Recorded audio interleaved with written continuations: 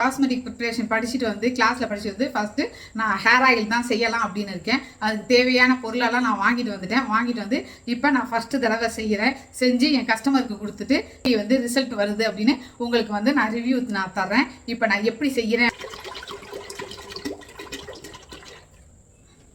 எல்லாத்தையும் நல்லா கழுவி நான் வச்சுருக்கேன். செம்பருத்தி இலை கொஞ்சம் ஒரு கைப்பிடி அளவுக்கு வச்சுருக்கேன். செம்பருத்தி பூ, கருவேப்பிலை, முருங்கை இலை, கொய்யா இலை, இது வேப்பலை எடுத்து இதெல்லாம் வச்சு நல்லா கழுவி வச்சுருக்கேன். எல்லாம் ஒரு கைப்பிடி வச்சுருக்கேன்.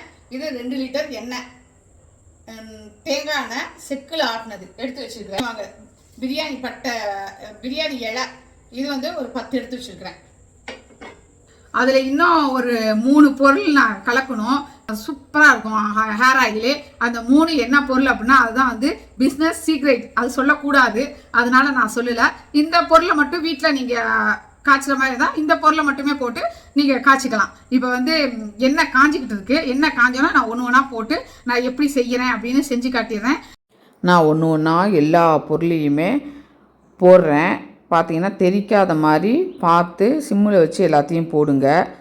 நான் எல்லா பொருளையும் போட்டுட்டு கொஞ்சம் நேரம் வந்து நான் ஸ்டவ்வில் வந்து அப்படி எல்லாத்தையும் போட்டேன். அது கொஞ்சம் நேரம் ஸ்டவ்வில் நான் அப்படியே விட்டுடுறேன். அந்த சலசலப்பெல்லாம் அடங்குற வரைக்கும். வெயில் காலமாக இருக்கிற மாதிரி பாருங்கள், எவ்வளோ வேர்க்குது கிச்சனில் நின்னா. வேர்த்து ஊற்ற தான் நான் இப்போ பண்ணிக்கிட்டு இருக்கேன். எனக்கு டைமே கிடைக்கல. பார்லருக்கு ஆளெல்லாம் வரவும் இந்த நைட் டைமில் நான் இப்போ செஞ்சுக்கிட்டு இருக்கிறேன். அதுக்கப்புறம் பாட்டிலில் போட்டு உங்களுக்கெல்லாம் சப்ளை பண்ணுறேன்.